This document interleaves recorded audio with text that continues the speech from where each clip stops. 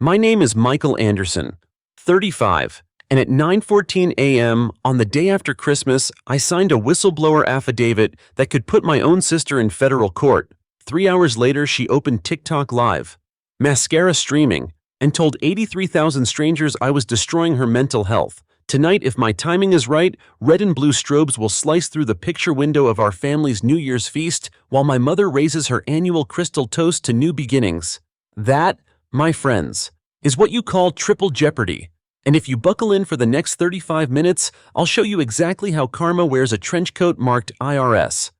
Before we step onto this freezing Minnesota road, smash that subscribe button, hit the like, and drop in the comments if you've ever been branded the villain simply for defending your own wallet. You're about to watch a decade of guilt trips, unpaid debts, and one spectacular pandemic loan scam combust into pure poetic justice. Trust me, you'll want to witness every crackle of the burn. Eden Prairie looks like something from a snow globe catalog tree-lined cul-de-sacs, SUVs with proud hockey mom decals, and startup founders who discuss IPOs in the Starbucks drive-thru inside 104 Sycamore Lane. Though, family love is a ledger that's been silently tipping red for years. Me, senior data engineer at a medical device unicorn, risk models and firewall logs pay my mortgage. My wife Emma, charge nurse in the ICU, heart full of triage calm. Mom Susan, luxury realtor who can sell a teardown by calling it vintage. Dad, Paul, early retired mechanic stacking part-time shifts at Home Depot for dignity money. And then there's Jessica, 32, self-proclaimed lifestyle podcaster who records affirmations about abundance while living almost entirely off my abundance. So, it started small, an overdraft here, a late phone bill there. Always wrapped in apologies so sugary they stuck to my fingers. When Jessica lost her marketing job during lockdown, Emma and I covered her rent for 2 months. 2 morphed into 18. Credit card balances sprouted like mold colonies. Mom called every plea an act of family duty. Dad nodded, silent, as if mortgage interest could be willed away by brotherly love. I kept spreadsheets, colored the cells, watched the totals climb, and told myself it was temporary until Christmas Eve. Picture the scene, fairy-like glow, Susan's dining table groaning under prime rib, Jessica reclining in a cranberry dress that cost more than my kids' winter gear. Emma tries to describe night shift chaos, but Mom talks over her to gush about Jessica's brand-building journey. My kids 7 and 5 get quizzed on whether they can finally behave in public. I chew roast so hard my molars ache. Dessert arrives, Mom stands, crystal flute raised. Here's to pouring thousands into a child and getting disappointment back. Ice needles crawl my spine. I open my banking app, transfer $1 to her account, hold the screen up. Debt settled. Jessica gasps like a soap opera diva. Mom's lips purse so tight the lipstick cracks. We collect coats, kids, pride, and walk into the snow without a backward glance, setting the fuse for everything that follows. Fast forward 5 hours. I sit at my desk with Emma asleep upstairs, and every account tied to Jessica's zip code vanishes from my online banking. Joint cards frozen. Automatic transfers killed. Every emergency sub-account nuked. I print every bill she ever dinged, roll each one in red ribbon, and drop them in a cedar keepsake box labeled evidence. When the last receipt hits the pile, I breathe for the first time since 2020. Sleep tastes clean. 20. Sleep. Christmas morning. 27 missed calls before coffee. Jessica's final text, a screenshot of her bank app reading $1,000 with a declined Netflix charge. Captioned, "You're a monster. I should feel guilty. Instead, I feel like someone opened a window in a smoke-filled room." Then the knock hits 9 a.m. Mom and Jessica on my porch, red-eyed, mascara smeared, fury drifting off them like exhaust. Jessica storms inside, screeching about declined grocery orders. Mom accuses me of cruelty. Emma quiet, steel-spined lists every bill we paid while Jessica shopped online like a Kardashian. Jessica swears she'd gladly pay if she had options. Emma asks the last time she even looked for one. Silence. I hand Jessica an envelope, color-coded ledger. 18 months of rescue lines. She stares, pale, whispering. You kept track. Mom calls it vindictive. I call it a boundary. They leave sputtering. but the silence they leave behind hisses with unfinished business. That night, my cousin Greg's CPA turned stay-at-home neighbor drops a bombshell voice note, Jessica bragging over spiked cocoa about filing pandemic unemployment under my Social Security. She laughs, calls it Big Brother insurance.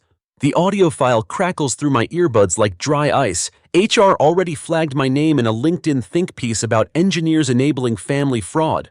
One more scandal and the board will cut me loose. In that moment, I realize Jessica's entitlement isn't chaos, it's strategy. And I have to flip the board before she queens another piece. The whistleblower portal opens in my browser, cursor blinking like a heartbeat.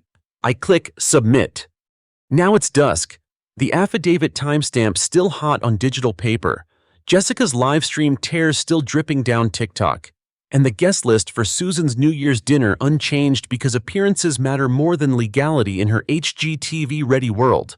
But somewhere in St. Paul, an IRS agent named Carter is lining up warrant paperwork. And somewhere in my cedar box, 12 red ribbon rolls wait to blossom across mom's designer carpet. The next 5 days will be a high-wire sprint between career fallout, federal scrutiny, and a family that thinks guilt is a blank check. And if you think that wire might snap, you'd better stay tuned. Part 2 begins the moment HR pounds on my cubicle wall with a pink sheet that decides whether I fight this war employed or unemployed. Monday jolts awake under a sky the color of freezer burn, and by 7:45 a.m., I'm speed-walking across the glass atrium of MedAxis Labs, badge buzzing red temporarily restricted before it flashes green. Someone in HR wants me jumpy before I even sit down, and it's working. Because every step to Dana Cooper's office drums one question: will the board believe LinkedIn rumors over 10 spotless years of risk analytics? I cross the threshold. And Dana slides a glossy printout across her desk, the viral post claiming I financed family fraud. Her expression is corporate pleasant, but the slip of paper she taps says, Reputation Risk Review, immediate. She needs reassurance in 48 hours or she'll recommend my suspension. And every stock option tethered to my kid's college fund dangles on that sentence, tightening the knot around my pulse just as my phone vibrates with a number I don't recognize. Greg's first breadcrumb. In a quiet corner of the cafeteria, I play the voicemail on speaker. Greg's voice is low, almost embarrassed, but the recording he captured is crystal Jessica, tipsy on peppermint schnapps, bragging she filed a little unemployment hack under Mikey's SSN because federal forms are just long captchas. My stomach flips so hard I nearly drop the phone. The audio is dated 2 months after she told me her podcast sponsorships were back on track. I forward the file to my private email, label it Smoking Gun, Bajwa Wave, and flick my eyes at the HR glass wall where Dana types an email no doubt carbon copied to legal. In 48 hours, evidence must outrun rumor. And the clock above her head ticks like a metronome scoring my next sprint. Back home, Emma has transformed our living room into a war room. Laptop grids, manila folders, and a color-coded timeline marching across the whiteboard. Lease cosign 18 months ago. Spa splurge 10 months. Corporate card leakage 6. And now the PUA claim 3. She highlights every transaction in red ribbon to match the cedar box motif. The effect is half murder board, half Christmas nightmare. HR requires documented truth. IRS needs clean provenance.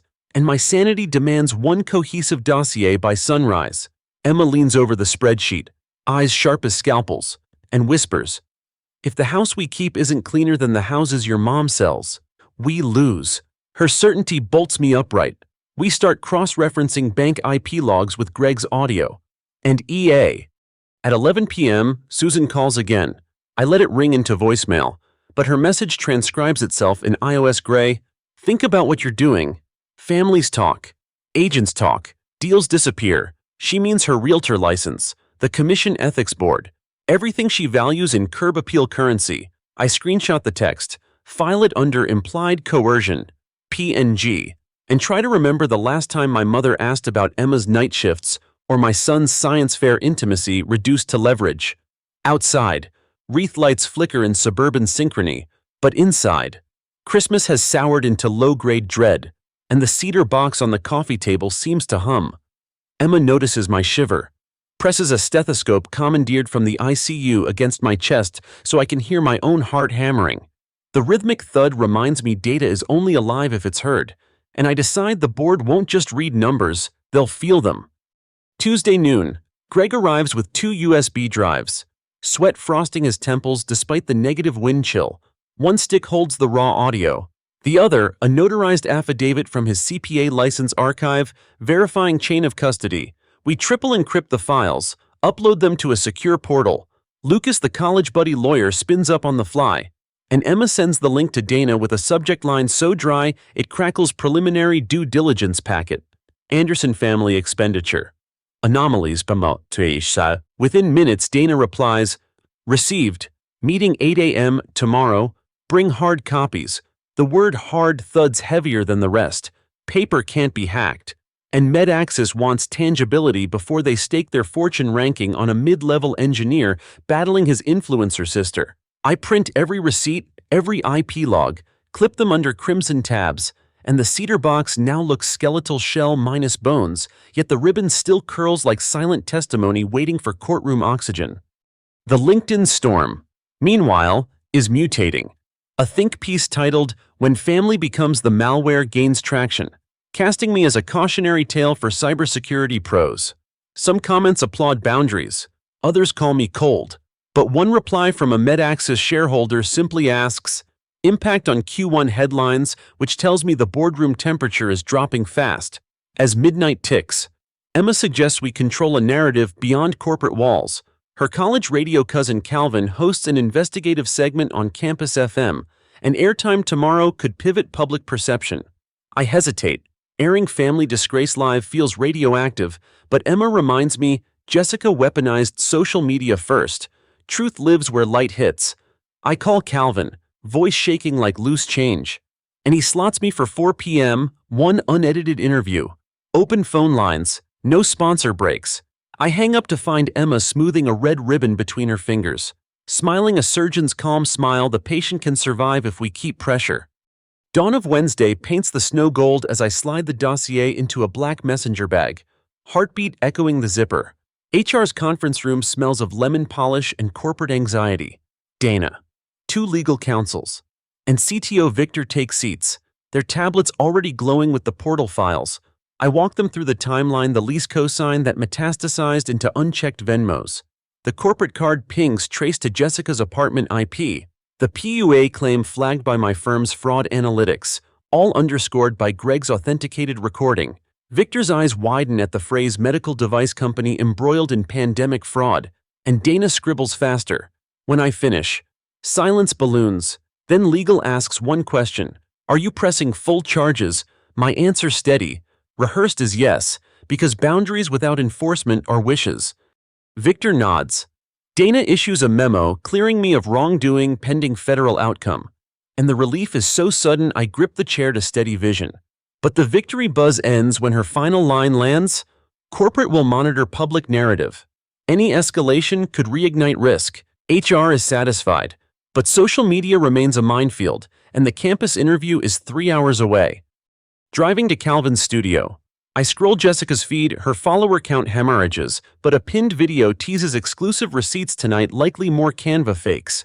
Snow pummels the windshield. Each flake flashes in headlights like warning strobes. Calvin's booth smells of coffee and microphone foam.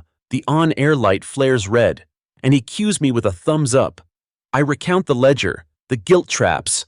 The moment I chose boundaries over peace, I play the Greg clip live. Let listeners hear Jessica laugh about unemployment theft. Phone lines jam with callers, nurses, engineers, single moms, each ending with some version of good for you, man.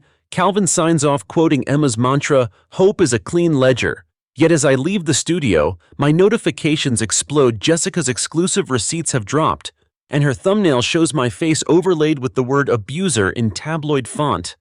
The war of evidence versus spectacle just leveled up, and as I climb into the idling car, Emma texts a single sentence, Agent Carter just confirmed warrant approved for New Year's Eve. My breath fogs the windshield, half fear, half adrenaline, and the engine's hum feels like a countdown drum because if federal lights really flash across Mom's dining room, I need to be sure the world knows exactly why. A certainty only Jessica's exclusive receipts detonate across social feeds before I can merge onto the freeway. A carousel of doctored screenshots claims I siphoned our dead grandfather's life insurance and blacklisted my own parents from credit, each image watermarked with a novelty true crime logo and a PayPal tip link. The post racks 50,000 shares in 2 hours, and while most comments debate Photoshop artifacts, enough buy the lie to revive #cancel Michael, Dana forwards me a grim SMS board unsettled narrative flaring again. Hold position. I pull into our driveway with knuckles numb on the wheel, mind sprinting through contingencies. Evidence alone isn't enough if the audience can't parse pixels. So Emma proposes we weaponize what Jessica can't fake: chronology. We flip the living room warboard to Operation Timestamp, overlaying phone GPS pings, Slack logs, hospital shift schedules, and security footage Greg requests from his ring cloud. Every strand intersects at moments Jessica claims I was busy embezzling ghosts, moments the data shows me on ICU FaceTime with Emma or logged into MedAccess VPN. By midnight, the timeline gleams neon yellow against the whiteboard like a subway map of truth. But a single gap glares: December 5th, a night Jessica swears I raged about support fatigue, and my calendar reads blank. Emma scrolls our camera roll, finds a dim selfie us on the couch, popcorn bowl between knees, kids asleep upstairs. The TV paused on a cartoon Christmas special. Timestamp 8:42 p.m., geotag home, gap closed. I exhale, lungs burning from hours of shallow data dives. But before relief sets, Agent Carter emails warrant signed, need real-time probable cause footage at event. Can you guarantee? Subject will incriminate herself on camera? His bluntness jolts. Entrapment is illegal, but capturing open-air confession is fair play. So I text Greg, need covert mic, it's go time. He replies with a single thumbs-up emoji, followed by a photo of a button cam disguised as a Santa lapel pin. The plan crystallizes: I'll wear the pin. Trigger recording when Susan starts her annual toast. And let Jessica's hubris spool the rope. Thursday bleeds into Friday under fluorescent plotting. Calvin edits our radio interview into a bite-sized reel headlined Family Fraud 101. We upload it to LinkedIn with notarized links. And within hours, cybersecurity influencers stitch it, dissecting Jessica's Canva crimes frame by frame. The tide shifts just enough that Dana emails a cautiously optimistic board, reassessing keep evidence flowing. Pastor John, having caught Calvin's segment, records a sober TikTok. Forgiveness without accountability is mercy laundering. Donations to Jessica's tip jar crater another 40%. And Susan's realtor Facebook page floods with inquiries about ethical listings. Emma smirks but reminds me backlash breeds desperation. Predators cornered by truth often double bite. Sure enough, that evening, Mom group texts the family New Year's dinner theme is fresh starts wear white, bring zero drama. Jessica replies with a champagne gif. Dad sends a thumbs up. Emma subtly hearts the message to lock our attendance. I spend the next hour scripting neutral responses to likely provocations. But Lucas, the lawyer friend, calls and says neutral is overrated when warrants are locked. What matters is unfiltered evidence. His advice: answer every accusation with a clarifying question and let Jessica dig.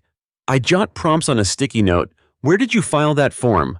Which card did you use exactly? When did Mom first know? Each question a breadcrumb toward Agent Carter's definition of intent. New Year's Eve morning dawns gunmetal gray. Temp -12 Fahrenheit, but adrenaline keeps me sweat damp. Greg arrives with the Santa pin mic, shows me the switch tucked behind the beard. 1 tap to start, 2 to stop. Emma swaps the cedar evidence ribbons for new ones colored IRS blue. Symbolism. She says, hits harder than spreadsheets. We pack the black folder transaction logs, notarized letters, HR clearance, and slide it under the false bottom of a gift bag labeled White Elephant. Noon passes in a blur of kids' cartoons and heart-thudding silence, until Calvin pings the radio clip, hit 500,000 views. Hashtags #perfume, abuse, and #COVID cash. Heist climbing again. The algorithm is on our side, but algorithms love plot twists, and at 3 p.m., Jessica uploads a teaser. Tonight I expose the real fraudster live at midnight, don't miss. Her thumbnail shows a silhouette holding a folder eerily similar to mine. Emma stiffens. If Jessica has pilfered fragments of our evidence chain, she could spin confusion right when Agent Carter needs clarity. I call Lucas. If she leaks doctored files, Could that taint admissibility, he says? Chain of custody on our originals is airtight, but public optics could muddy. We must be first to surface the originals in situ. Translation: the folder must hit the coffee table before Jessica presses go live. My pulse sinks to the countdown clock on every cable channel blinking 8 hours 12 minutes to midnight.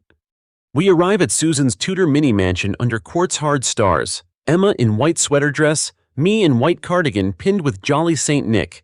Susan's foyer smells of cedar and Chardonnay. She greets us with a smile stretched like fondant over granite. But her eyes dart to the gift bag, and I know she's clocked the folder beneath. Jessica sweeps in, sequined jumpsuit reflecting chandelier prisms, phone already mounted on a selfie ring. Mic plugged. She hugs Mom theatrically, air kisses Emma, then stage whispers to me. Figured you'd show for the fireworks. I tap Santa's beard once. The LED winks green audio rolling. Dad shuffles from the den, meets my gaze, guilt pooling in crow's feet. I nod, not ready for that reckoning. Dinner lurches through brittle small talk. Jessica compliments herself on resilience. Susan peppers conversation with digs about market downturns and financial anxiety. I parry with questions Lucas scripted, but nobody bites yet. At 11:40 dessert arrives a white chocolate soufflé shaped like a blank check. Susan clinks a fork against her flute annual toast cue. Adrenaline floods my ears as I angle the Santa pin toward the table center. Susan begins, voice dripping vintage wine warmth. Here's to family, to fresh starts, and to remembering charity is a virtue especially when some of us forget gratitude. Jessica raises her glass, eyes gleaming live stream hunger, and adds, speaking of gratitude, I'll be sharing a little family transparency with my followers in, 20 minutes. She turns to me, brandishes a flash drive like a dagger. Want to tell them first? Mikey. My mouth goes dry, but Lucas's playbook flashes answer with a question. Which files did you grab? Jess, the PUA application or the company card statements? Her smile flickers, surprise loosening her grip on composure the reaction Agent Carter needs. Susan stands sharply, hissing my name, but I slide the black folder onto the table, flip it open so every stamp, seal, and signature glints under chandelier light. Jessica's ring light camera tilts, accidentally capturing the contents.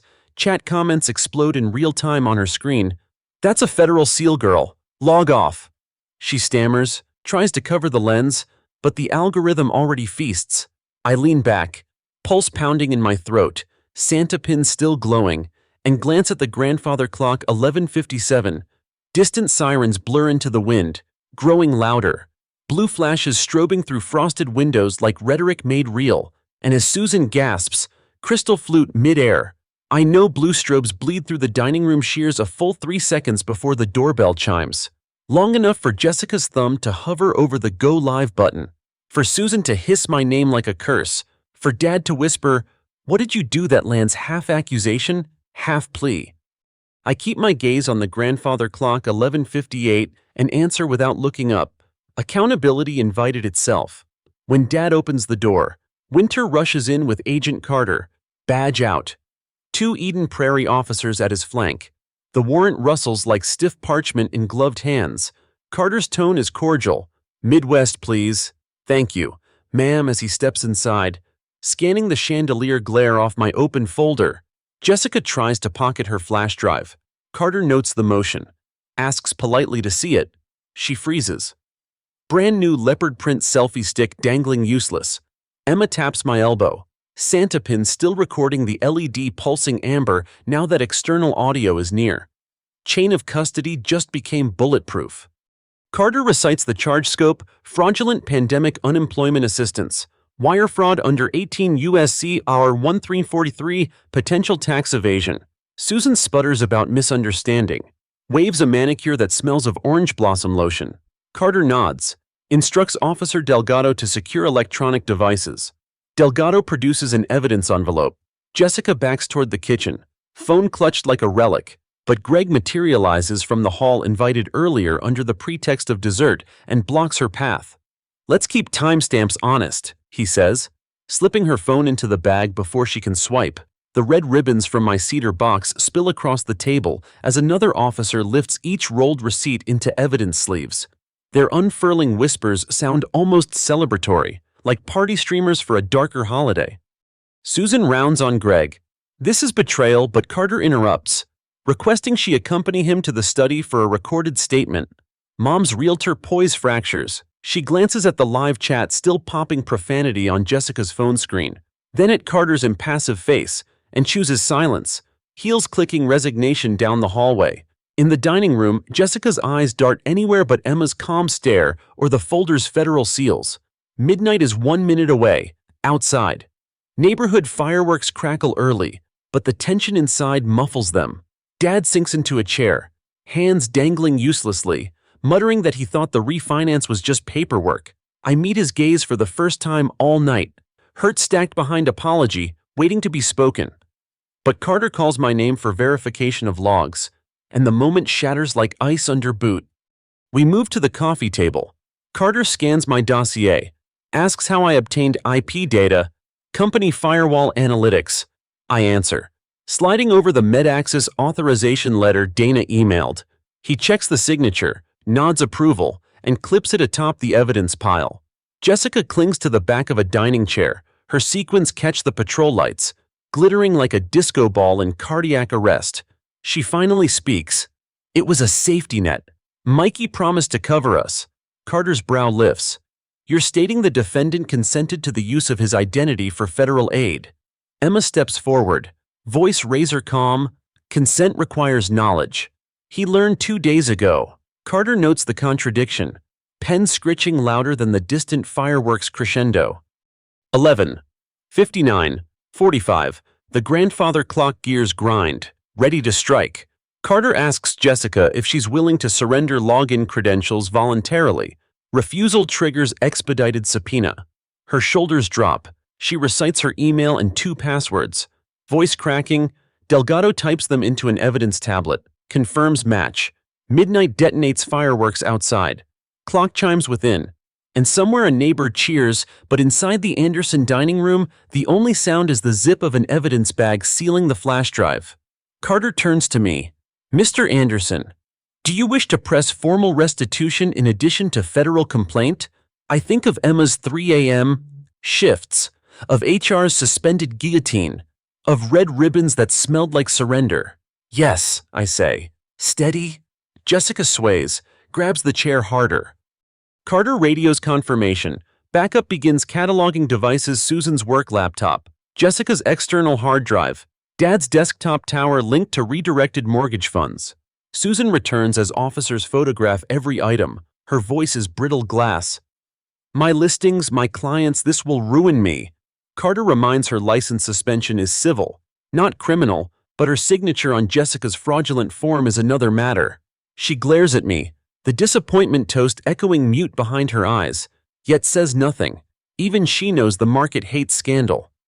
When the last device is tagged, Carter removes latex gloves, offers a curt, professional apology for the disruption, promises follow-up interviews.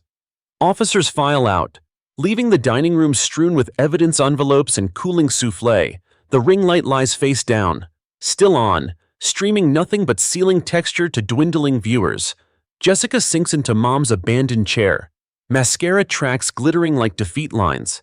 Dad touches her shoulder, but she flinches not from him, but from the absence of fallback options. Carter pauses at the door, hands me a receipt of seized items, nods toward Santa pin niece. Touch audio's clean. The LED finally blinks red. Recording finished. Outside, squad cars pull away, sirens silent, leaving only Minnesota wind, skimming powdery snow across tire grooves, evidence of arrival already half erased. Inside, Susan cradles an untouched flute. Jessica stares at her own reflection in it, and Dad rubs his temples as if trying to massage timelines back into place. Emma loops her arm through mine, her pulse thrums steady against my sleeve, reminding me the worst quake has passed, but aftershocks tend to crack hidden faults. I set Santa on the mantel beside the cedar box, ribbons peaking like spent fuse, and inhale the aroma of extinguished candles and burnt sugar sweet, but edged in smoke. Tomorrow HR will call, press releases will spin, and federal paperwork will grind forward. But tonight, the house stands oddly silent. waiting to relearn what a family sounds like without the background hum of exploitation. I glance at Dad, opening my mouth to speak, but Jessica breaks the silence first. "You think this ends here?" Her voice is low, almost resigned, yet flaring with some ember I can't name. I hold her gaze, unsure whether it's grief or new fury sparking, and realize the silence after Jessica's threat hangs heavier than the smell of extinguished candles. Nobody moves until Emma steps forward, lifts the folder from the table, and says, "This ends when restitution begins." Her voice snaps the spell. Susan retreats to the kitchen, heels clicking like retreating arguments. Dad follows with a defeated slump, and Jessica stays rooted, pupils flicking between the folder and the Santa pin resting on the mantel as if weighing which contains the sharper blade. I set the folder back into the cedar box, retie one blue IRS ribbon, and tell her the restitution schedule Agent Carter outlined: full repayment over 5 years, probation with mandatory financial counseling, and a public apology filed with the Department of Labor. Her shoulders sag under the math of consequences. She tries one last deflection: "You'll destroy Mom's business. Don't you see?" But Susan reappears, cheeks blotched, and whispers, "Jessica, my license was collateral the moment you pressed send. For the first time all night, mother and daughter share the same vacant fear. It does not feel like unity, only shared gravity." The living room's holiday garland twinkles, absurdly festive, as if mocking the wreckage beneath. 3 weeks later, Eden Prairie Free Press runs a small headline: "Local influencer accepts plea in pandemic aid fraud. Realtor mother faces 6-month suspension." The article notes cooperation, emphasizes that MedAccess engineer Michael Anderson was cleared of wrongdoing and commended for whistleblowing. HR Dana forwards the clip with a single line: "Board satisfied, stock grant reinstated. Relief tastes like snow melt after too long chewing ice." Emma celebrates by framing the email next to our kids' crayon drawings on the fridge, a reminder that spreadsheets and bedtime stories can coexist when boundaries hold. Jessica's court-ordered apology lands on LinkedIn: no Canva tricks, just black text on a white background.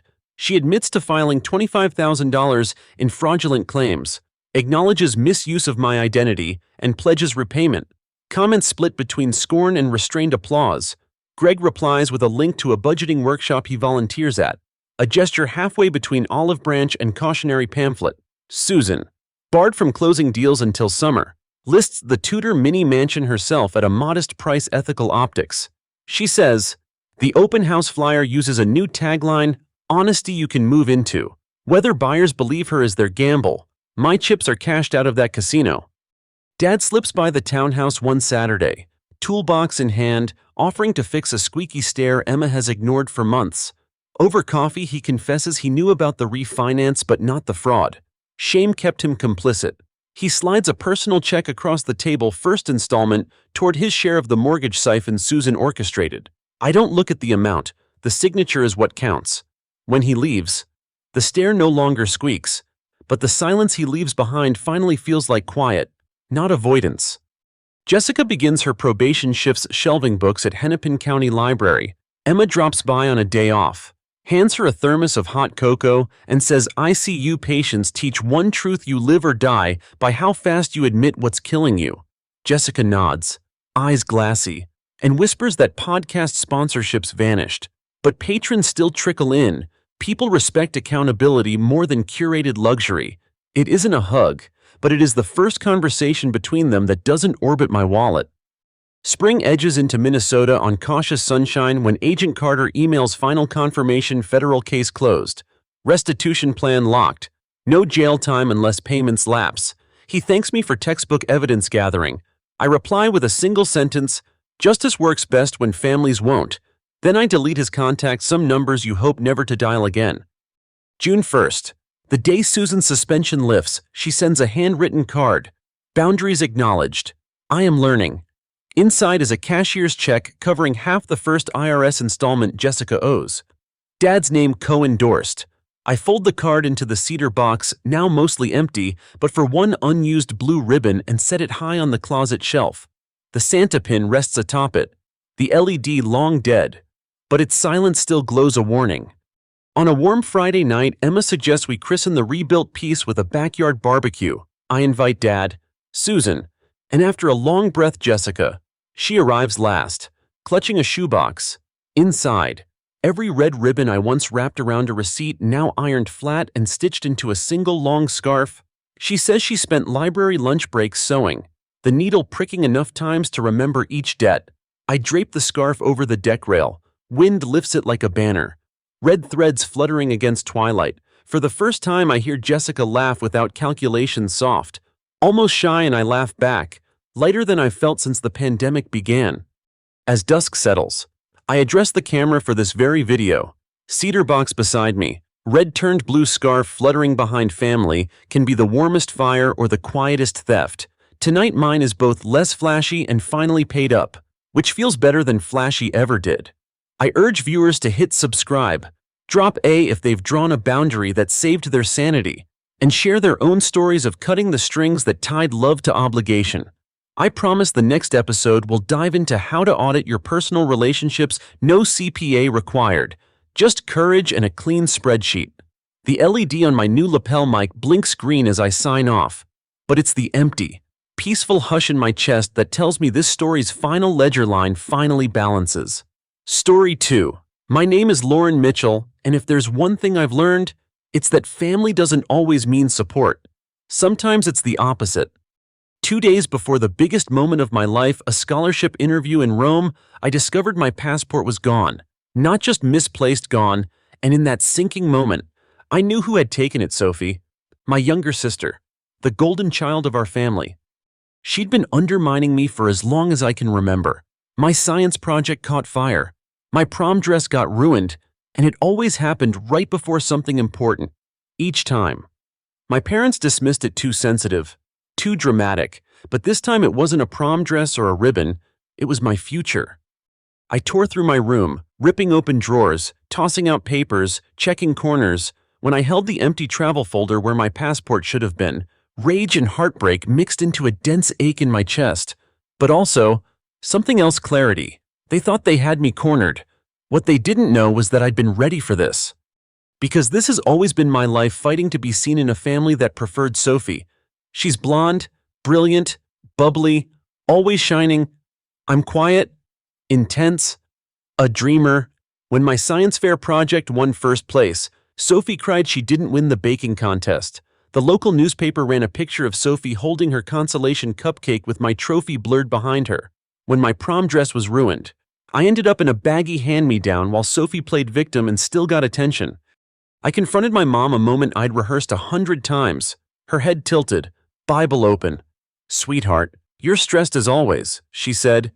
"You get flustered before big things. Maybe this will pass. Pray on it as if faith can resurrect a stolen passport." My words stuck in my throat as I watched her shrug. I smiled at Sophie's fake concern tears the next evening when Dad called a family meeting. The same setup every time. Mom clutching her necklace, Sophie tearing up, and me the accused. Dad surveyed me, his voice soft yet condescending. "Lauren, maybe the scholarship isn't meant to be this time. Other opportunities will come." They said together, "There's no need to get upset." I looked at Sophie wiping her eyes, and something broke inside me. "Other opportunities?" I snapped. "This is a full ride to Rome, one of the top programs in the world. I earned it." Sophie's voice shook as she said, "Maybe you are the problem. You always think everyone's against you. Gaslighting, an old story." I felt something inside harden. I swallowed my pride. "Maybe I am the problem." Dad beamed. "That's my girl." I watched them, confident that I wouldn't need their approval anymore. Once I returned to my room, my breath slowed, my heart calmed. I looked at the bushel of ivy green certificates, the dozens of scholastic awards, the empty walls overshadowed by Sophie's ribbons and framed medals. I picked up the untouched tea Mom had brought. I sat down, released the mask I'd worn for years. They thought they'd broken me. They were wrong. Because a while ago, when the scholarship acceptance email came, I suspected this sabotage. I'd gone straight to the passport office and got a replacement quietly, paid extra for expedited delivery, sent it to my best friend, Caleb, whose apartment was across town. That was plan B. Always plan B. You never know what your family will do when you try to break free. I texted Caleb. "It's time," he replied. "Be there at 5 a.m. Don't worry, we've got this." I spent the night packing not just clothes but everything I cared about: scholarship docs, journals, ticket, and that backup passport hidden at the bottom of my carry-on. My fingers curled around it like a lifeline. I caught my reflection in the mirror, puffy eyes, tear marks, but beneath the glare of steel, determination. I lay fully dressed, heart racing, eyes closed, alarm set to 4:30 a.m. I barely slept. Every creak, every shadow under my door kept me sharp. At 4:45, I got up, pulled the hidden stash from the panel in my closet, stopped for a moment. This house that raised me 18 years of smiles on Sophie's trophies dominating the walls, Dad's cross over my bed, Mom's polite comfort in a cup of tea, it all felt heavy, programmed. I left a note on my pillow. Some doors remain closed. Don't look for me. I crept downstairs, avoiding the third step that always creaked. In the kitchen, coffee maker was humming. Even the appliances were robotic, like this house ran on autopilot. I froze when I heard a floorboard upstairs. Footsteps. Panic. I ducked behind the island. Sophie came down barefoot, semi-awake, hair in knots, headed to the bathroom. I held my breath until the door clicked. Then my phone buzzed. Caleb outside. I slipped out, the front door side. I ran across the lawn, dashed to Caleb's car. Go, I yelled. He floored it. We weaved through quiet streets, took 3 random turns, then parked at a 24-hour grocery parking lot. We transferred bags to Caleb's sister's Honda. I glanced at my phone. It overflowed with text messages. Mom, come home now. Dad, you're ruining everything. Sophie, you're selfish. I switched the phone off. Caleb grinned. Back on the road. Dawn broke as we merged onto the highway. I watched rosy light fill the sky. For the first time, I felt a surge I'd never felt: freedom. I smiled. I was free. I woke at 5:30 a.m. in the Honda sedan, sunlight just beginning to stretch across the windshield. Caleb glanced at me in the rearview mirror. Ready? I nodded, heart full of hope and nerves. Crossing a city I'd known all my life felt strange when it no longer felt like mine. At the airport drop-off, I hugged him tightly.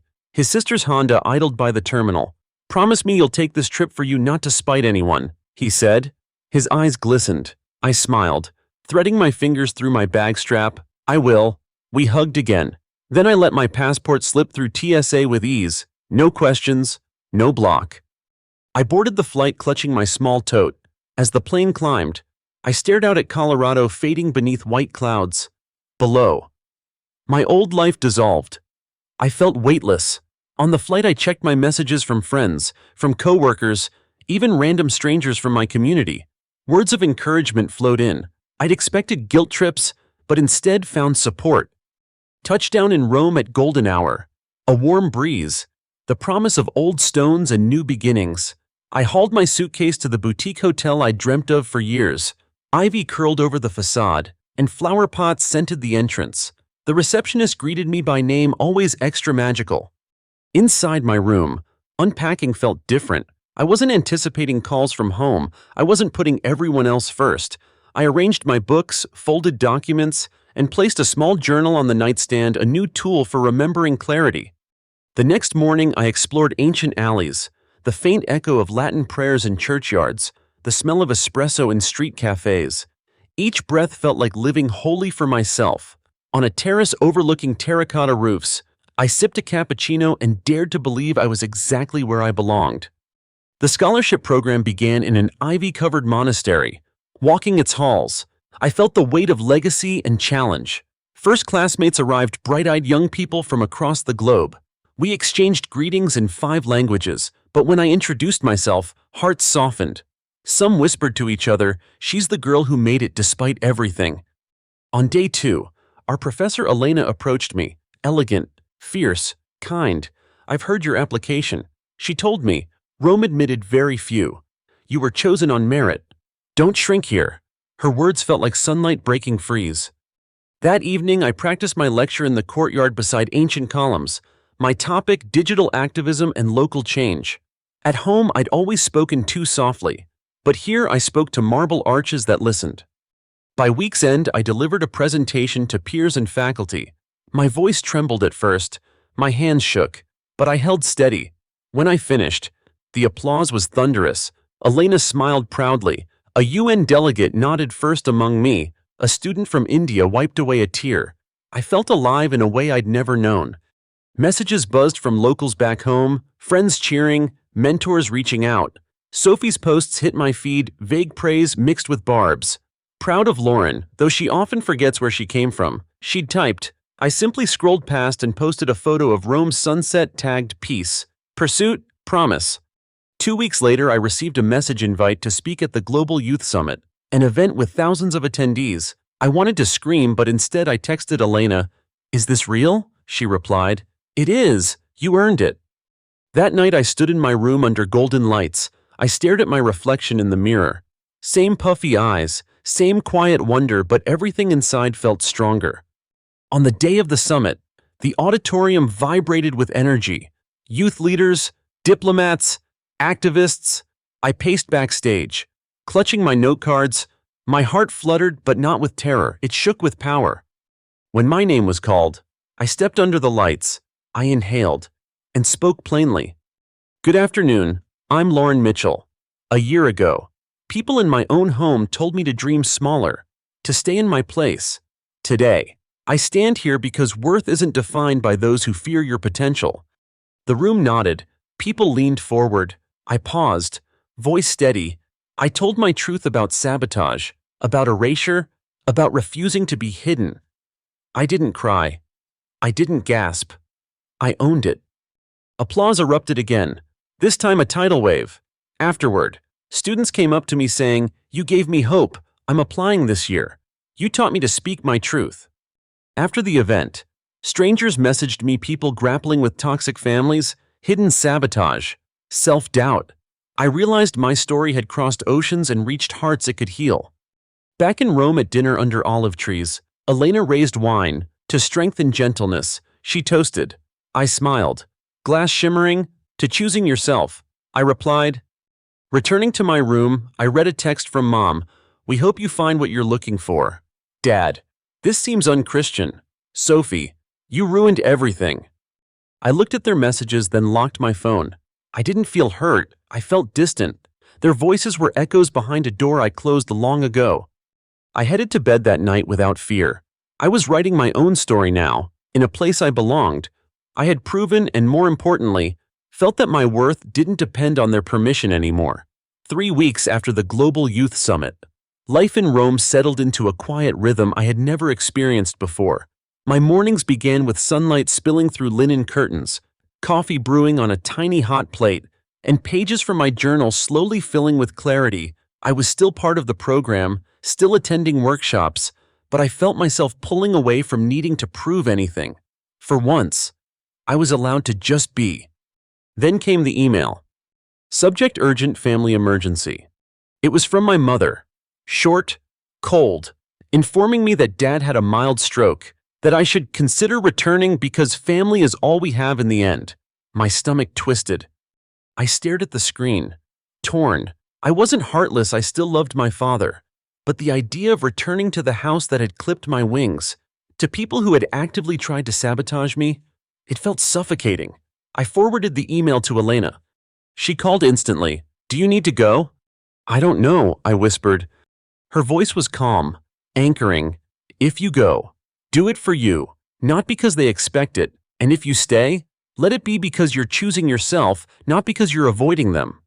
That night, I walked to the Tiber River and sat on a bench overlooking the water. Tourists passed by in laughter. Locals sipped wine. I let the city speak to me, remind me who I was becoming, and I decided. I would go back, but not for them, for closure. I booked a return flight 1 week from that day.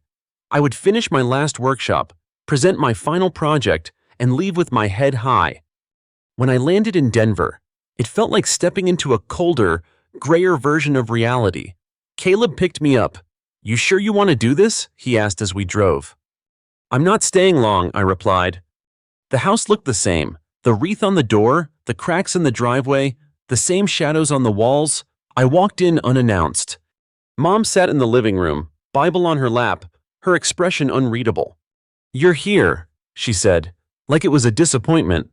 I dropped my bag by the door, just for a few days. Dad was in the back room, resting. I checked in on him. He looked thinner, older. He opened his eyes and gave me a tired smile. "I'm glad you came," he said. "I hope you're taking your medication," I replied. "I am." It wasn't warm, but it wasn't war either. Then came Sophie. She stormed in the next morning, a whirlwind of fake surprise. "Oh, you're back. How's Europe?" Her tone was dripping with sarcasm. "Transformative," I said flatly. She scoffed. "You've changed." "Yes," I smiled. "I have." Her eyes narrowed. "You think you're better than us now?" "I know I'm better than the version of me you tried to keep down." That silenced her, but not for long. Over the next few days, tension simmered. Every dinner was a minefield. Every comment from Mom was laced with guilt. "Lauren, your father needs peace." No arguments. Translation: don't bring up the truth. But the truth sat with me every second. I couldn't sleep. So, on the third night, I asked Caleb to meet me for coffee. I spilled everything. "I feel like I'm back in a costume," I confessed, "like I'm playing the old Lauren." He leaned forward, "Then stop playing, say what needs to be said, and get out." That night, I drafted a letter. To Mom, Dad, and Sophie. Not to hurt them, but to explain, to finally speak my truth without interruption. The next morning, I left it on the kitchen table. Then I packed. As I zipped my suitcase, Sophie barged into my room. "You're just going to leave after everything." I didn't even look at her. "Yes." She laughed bitterly. "You're heartless." "No," I said calmly, "I'm finally heartstrong." I left the house without another word. Caleb was waiting outside. I handed him my bag and took one last look at the house, the one that raised me and nearly broke me. "Let's go." As we drove, I felt the letter burning in my memory. It read, "I'm not leaving to punish you. I'm leaving to save myself. For too long, I believed I had to earn love by shrinking, by giving until I disappeared. But now I know love doesn't demand your silence. It doesn't reward sabotage. And it certainly doesn't fear your growth. Dad, I hope you heal. Mom, I hope you listen. Sophie, I hope you someday understand. But I'm done waiting." Back in Rome, the air felt different, lighter, as if the weight I'd been carrying for most of my life had finally been dropped somewhere between Denver and Fiumicino Airport. I stepped out of the terminal with no family texts to dodge, no guilt anchoring me to pain disguised as duty. The city welcomed me like an old friend, sun-warmed cobblestones, espresso in the air, voices echoing from balconies. I took a deep breath, rolled my suitcase toward my tiny apartment, and for the first time in months, I didn't feel like I was running from something. I was walking into something new, something mine. Caleb visited the following week. "You look different," he said, sipping wine on my terrace. "Better or worse?" "Free," he smiled. That night, we wandered through Trastevere, ending up at a small jazz bar tucked into an alley. There was no talk of Denver, no mention of Sophie, just music and the quiet thrill of being alive. I leaned into it, into the unknown, into this version of myself that wasn't performing or protecting, just being. The Global Youth Summit had opened doors I didn't even know existed. A week after I returned, Elena called. "TEDx Rome wants you," she said, casually, as if being invited to one of the most prestigious platforms in the world was just another coffee date. "You're kidding." "I don't joke about spotlights," she replied. The topic: rebuilding yourself when the world says you can't. I accepted without hesitation. The weeks leading up to the talk were a blur of preparation and growth. I wasn't nervous this time. I wasn't trying to prove anything. I was simply ready. The morning of the event, I stood backstage in a crimson dress that hugged every inch of confidence I'd earned. My hands were steady, my heart full. I stepped into the light, and I spoke. I told the audience about a girl who spent years believing love had to be earned, who stayed quiet to keep peace, who dimmed her own light to make others comfortable. And then I told them about the crash, the literal one and the emotional one, about waking up in a hospital bed and realizing no one was coming to save her. "So she saved herself," I said, my voice strong, not out of spite, but out of necessity. Because sometimes the most radical thing you can do is choose yourself, loudly, completely. The applause was thunderous, But it wasn't the sound that mattered. It was the stillness inside me, the certainty. After the talk, I was invited to universities, panels, even a radio show. My inbox flooded with messages. You told my story. Thank you for your voice. You helped me leave. One day, a message appeared that stopped me. From Sophie. Just 3 lines. I saw your TEDx talk. I didn't know you felt that way. I wish I had. I stared at it for a long time. I didn't cry. I didn't rage. I simply felt peace. Because it wasn't an apology. Not really, but it was something. A crack in the wall she'd built. And whether or not she ever climbed through it, that wasn't my burden anymore. I replied, "Thank you for watching. I hope you find your own voice someday." And then I let it go. Months passed. I published essays. I helped launch a fellowship for underrepresented youth. I stood on more stages, spoke in more rooms, but nothing compared to one particular evening. I was walking home from a lecture when I passed a young woman sitting on the steps of a piazza, crying into her scarf. I paused. "Are you okay?"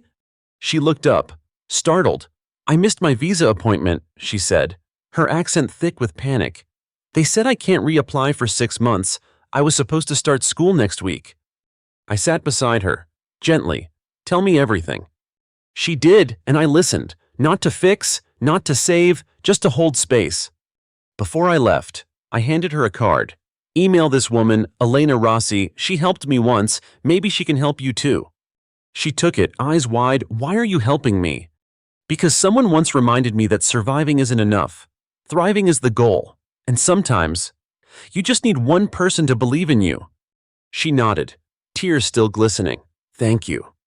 That night, I realized this was it, the real end of the story, not with vengeance or viral speeches, but with quiet kindness, with becoming the woman I once needed. I stood in my apartment later, looking at the same mirror where I used to see doubt and survival. Now I saw strength and choice. My phone buzzed. A new message: "Caleb, you free next month? Thinking of crashing in Rome for my birthday." I smiled. "Only if you bring snacks from home." Outside, the city hummed with life, and I knew no matter where I went next, I would never again shrink for someone else's comfort, never again mistake silence for love. This was my life now, built not on broken glass, but on fire-forged strength. Story 3. It was an ordinary Wednesday when my world, as I knew it, shattered. The boardroom door closed behind me with a soft thud, but in that moment, everything inside me felt deafeningly loud.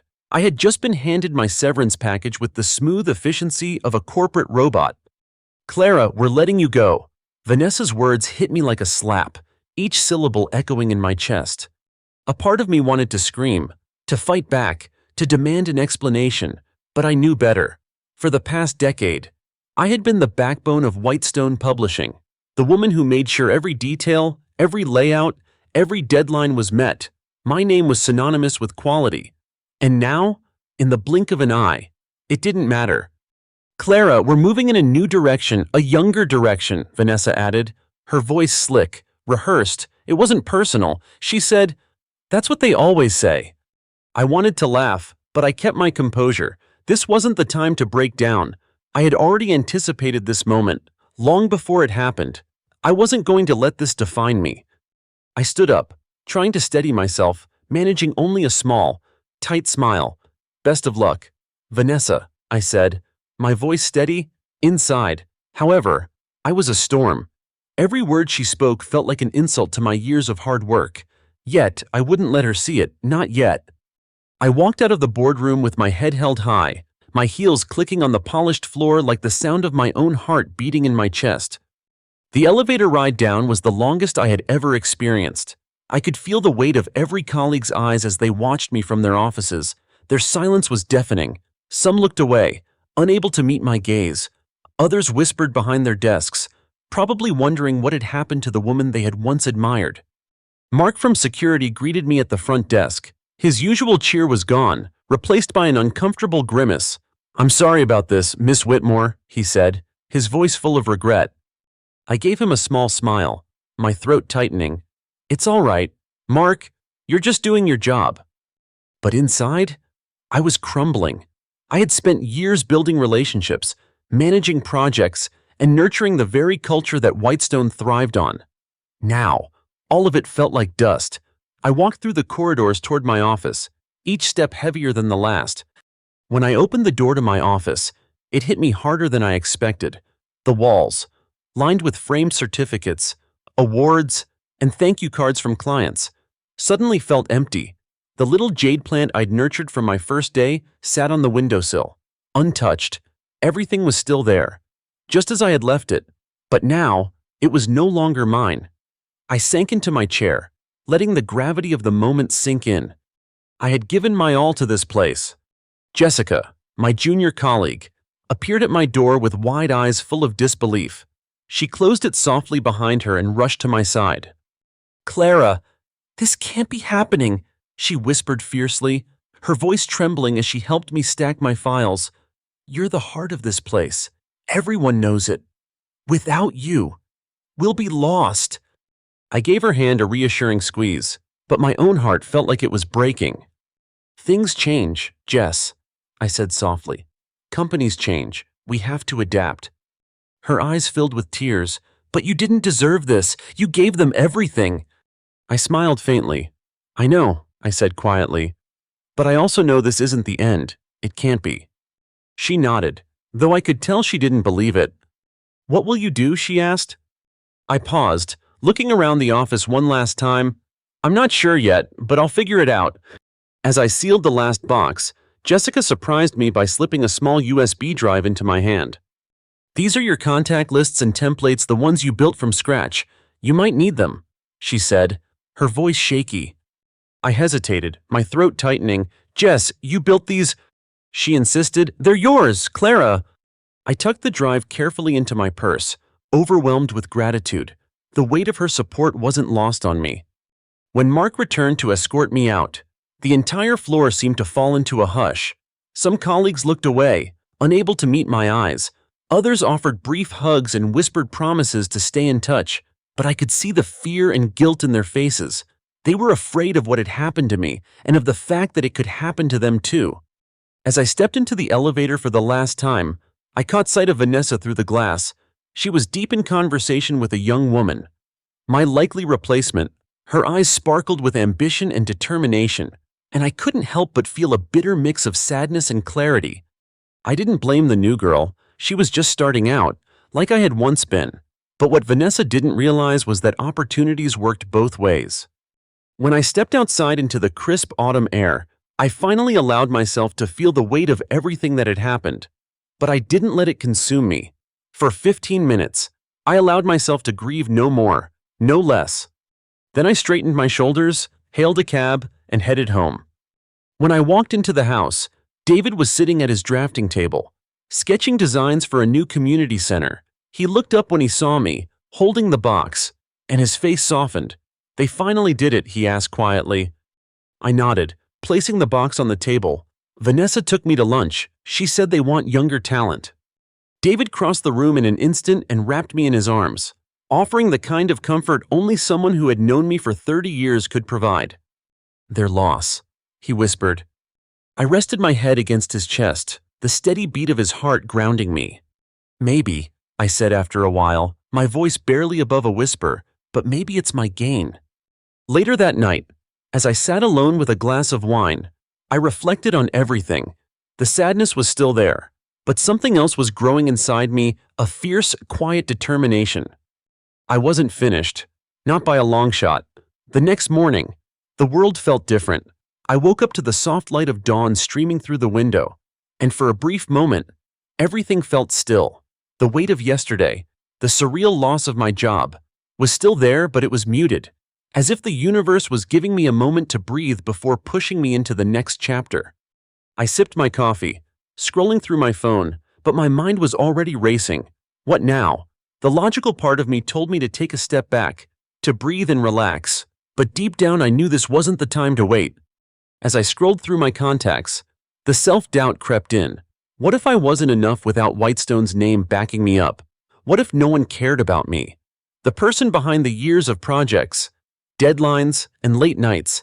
It was easy to believe in yourself when a company the size of Whitestone had your back, but now, it was just me, my skills, and my name. Then, I spotted Peter Maxwell's name. Peter had been a longtime client, a connection I'd cultivated with patience and precision. I had led numerous successful projects for his company, Maxwell Industries. Peter had always been straightforward, trustworthy, and fiercely loyal, qualities I respected. This could be my first step. I tapped his name and waited as the phone rang. "Clara, long time no chat." Peter's booming voice greeted me almost instantly. "Peter, I need to tell you something," I said, taking a deep breath. "Yesterday was my last day at Whitestone." There was a long silence on the other end. "You're joking." "I wish I were," I said. "They fired me, Vanessa's decision. They want younger talent." There was a sharp intake of breath. "Unbelievable," Peter said, his voice simmering with disbelief. "Clara, you've been running our projects like clockwork for years. You are Whitestone to us." I felt a lump rise in my throat. The validation from Peter meant more than I'd expected. "Thank you. That really means a lot." "No, listen," he interrupted, his tone firm. "We have a big product launch coming up. I can't risk it falling apart because some new hire doesn't know what they're doing. Let's meet tomorrow. We need to figure out how to keep you involved." The call ended shortly after, and I sat back, the weight of his words sinking in. Keep you involved. It was a lifeline, a chance to prove that my worth didn't start and end with a corporate logo. I gathered my thoughts and moved on to the next person.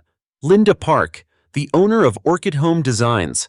Linda and I had a long history of collaboration, but she had always been precise, almost to the point of perfectionism. Our working relationship had taken years to develop, built on trust and a mutual understanding of what quality meant. I needed that trust again now. When I broke the news, her reaction was swift, just like I expected. "They let you go," she repeated, her voice sharp with disbelief. "Who in their right mind would do that?" "Apparently, Vanessa," I said, unable to hide the bitterness. "She thinks fresh perspectives are more valuable than experience." Linda let out a bitter laugh. I knew from the first time I met Vanessa that she didn't understand the heart of this business. There was a pause. "Clara, our spring catalog is in final prep. I'm not signing off on anything until we talk. Can you meet this week?" "Of course," I said, my heart pounding. "I'd love to." Next came Robert Green from Brightpath Holdings. Robert had been a longtime partner, but his approach was deliberate, thoughtful, and always calculated. It was no surprise that he had his own vision for the future of his company. When I called him, I expected sympathy. What I didn't expect was what he said next. "Clara," Robert said after a long pause, "this is intriguing timing. We've been quietly discussing the idea of forming our own internal publishing team. You've essentially been running point for us all these years already. Would you consider coming on board full-time leading the department?" My stomach flipped. A full-time role at Brightpath. The chance to lead something from scratch, it was massive. "That's a lot to think about," I said, my voice faltering slightly. "Take your time," Robert replied calmly. "But know this, we trust you, not Whitestone, you." When the call ended, I sat frozen, my mind whirling. These weren't just safety nets being thrown my way. These were opportunities to build something new, to create something of my own. The next few days were a blur of coffee meetings, proposal reviews, and late-night conversations with David. We talked for hours, piecing together my future, figuring out what came next. I wasn't just figuring out how to survive this, I was figuring out how to thrive. Peter's offer came in first. Maxwell Industries wanted me as an independent consultant. Overseeing their publishing pipeline, it was exactly what I needed to get my feet back under me. The offer was generous, but more than that, it was an affirmation that my skills were valuable, not tied to a logo or a company. Linda's offer came soon after. She matched Peter's offer, and then some. "We want you, Clara," she said over chamomile tea. "Not a company logo. You've always been the reason our catalogs came out flawless." The biggest offer, however, came from Robert Green. He was offering more than just a consultancy. He wanted me to lead the department with a generous budget, full autonomy, and the freedom to keep my consulting work on the side. This wasn't just a job. This was the chance to build a department from the ground up, to lead with complete creative control. I felt alive in a way I hadn't in years. For the first time, I didn't have to answer to anyone but myself. The next few weeks passed in a whirlwind. I managed BrightPath's growing team during the day, consulting for Maxwell and Orchid in the evenings. It was exhausting. But every project I completed, every success I achieved, had my fingerprints all over it. There were no office politics, no proving my worth to people who couldn't see it. I was finally being treated like the expert I was. And then came the inevitable call from Vanessa. "Clara," she began, her voice clipped but polished. "I wanted to reach out regarding a consulting opportunity. We're having some challenges with your former accounts, and we'd like to invite you back in a consulting capacity to help stabilize things." I leaned back in my chair, letting her words hang in the air. "I'm listening." "We're prepared to offer you a generous package well above industry standard," she said, her tone sharp. "We need you."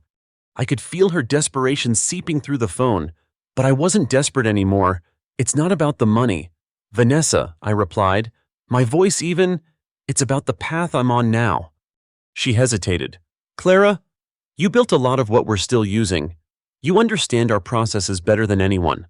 I smiled, though she couldn't see it, and that's exactly why I'm thriving where I am. When the call ended, I felt a strange sense of peace. I had nothing to prove anymore. I had built my own future, and I was finally free. In the months that followed, my consultancy continued to grow. I became a trusted name in publishing, not because of a corporate logo, but because of the relationships I had built over years of hard work. Peter, Linda, and Robert all sang my praises, and their clients followed suit. I no longer felt like I was fighting for my place at the table. I was at the head of the table, leading projects and building something of my own. One evening, as I sat on the porch with David, watching the sunset paint the sky, I realized something crucial. "You seem lighter these days," he said, smiling. "I feel lighter," I admitted. "For so long. I thought I needed Whitestone to define me, but it turns out I just needed the chance to define myself." David squeezed my hand. "You always had that power. You just needed to see it." I smiled, the weight of the last few months finally settling into a quiet contentment. I had thought losing my job was the end of everything, but it had turned out to be the beginning of something far greater. The weeks that followed my departure from Whitestone were a strange mix of exhilaration and quiet introspection. Each morning, I woke up with a new sense of purpose, yet there was a lingering sense of loss that I couldn't shake. But as the days went on, I began to see that what I had thought was the end was really just a beginning. BrightPath Holdings was moving at a pace that thrilled me. Robert Greene had given me complete autonomy over the publishing division. It wasn't just the freedom to make decisions that excited me. It was the opportunity to build something from the ground up. My team was small, but it was composed of people I trusted, people who understood the value of hard work, collaboration, and integrity. The foundation was solid and we were ready to grow. David was right by my side, supporting me every step of the way. He had been my rock during the most difficult moments of my life. And now, as I navigated the world outside of Whitestone, he was the one who kept me grounded. It was in these quiet moments with him, away from the noise of the office, that I could finally breathe and appreciate how far I'd come. The first few projects we completed at BrightPath were met with rave reviews. Our team worked seamlessly together, and the feedback we received from clients was overwhelmingly positive. We were on the map now, not just as a department, but as a force to be reckoned with in the industry. And all the while, I continued consulting for Maxwell Industries and Orchid Home Designs, handling their publishing needs with the same meticulous attention to detail I'd given Whitestone.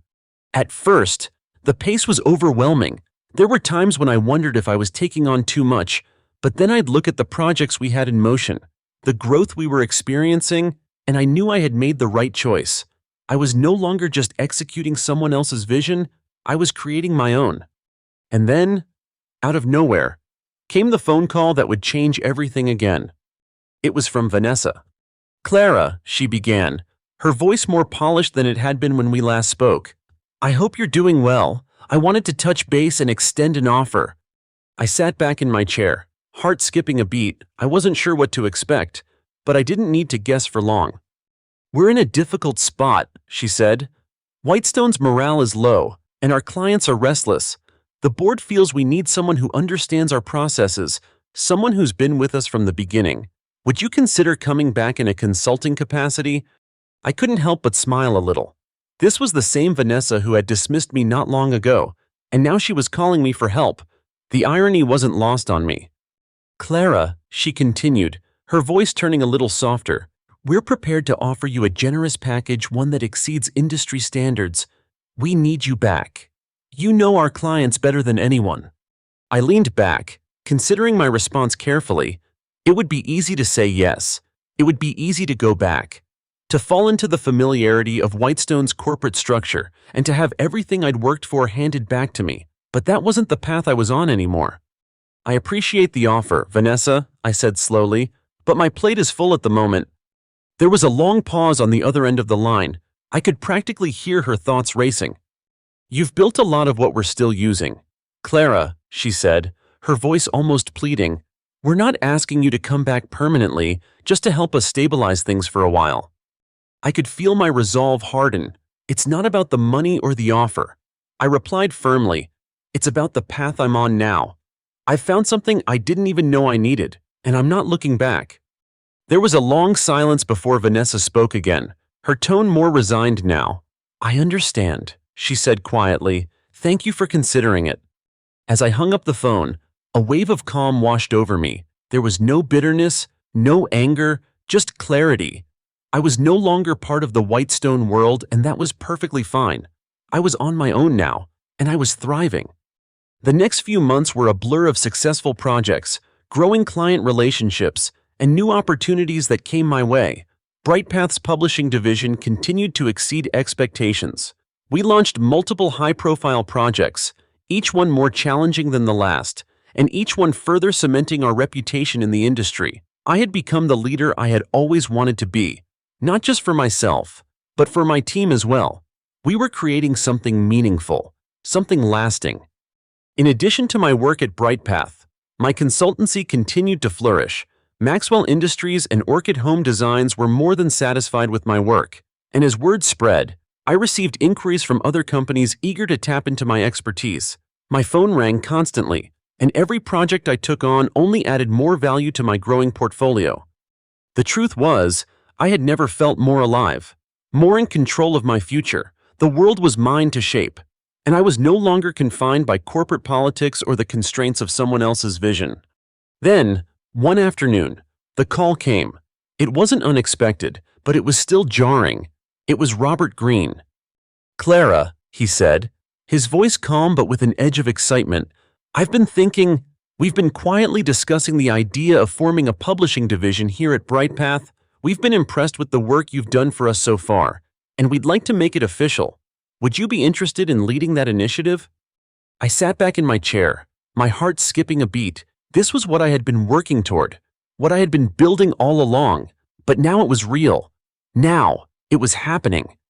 "Robert, that's a huge offer," I said, my voice full of disbelief. "I need some time to think it through." "You've got it, Clara," he replied. "Take all the time you need, but we're serious about this." I hung up, and for a moment, I simply sat in the quiet of my office. The possibilities were endless. I had started from scratch once before now. I had the chance to do it again, but this time with the full support of an established company behind me. The next few days were filled with meetings, brainstorming sessions, and more discussions about the vision for the publishing division. The more we talked, the clearer it became that this was my future. This was my legacy. By the end of the week, I had made my decision. I would take the role at BrightPath, but more than that, I would continue to build. I wasn't just going to lead a department, I was going to shape an entire industry. The launch of BrightPath's publishing division was a huge success. Robert, Peter, and Linda were all on board, their faith in me unwavering. But the most satisfying part of it all was that I had built this from the ground up. No one could take that away from me. As the months passed, my consultancy grew stronger, my team at BrightPath flourished, and my reputation as a leader in the industry was solidified. I was no longer proving myself to anyone. I was simply doing the work I loved, and the world was noticing. Then came the quiet message from Jessica. "Vanessa's out," it read. "She resigned today. The board finally realized they need someone who understands clients, not just buzzwords. I read the message, a sense of quiet satisfaction settling over me. This wasn't about gloating. This was about knowing that what I had built, what I had fought for, was real. It was about realizing that relationships and trust things I had spent my life cultivating were what mattered. As I stood there, taking in the view from my office window, I realized something important. This wasn't the end of my journey. It was just the beginning of something much bigger, and this time it was mine,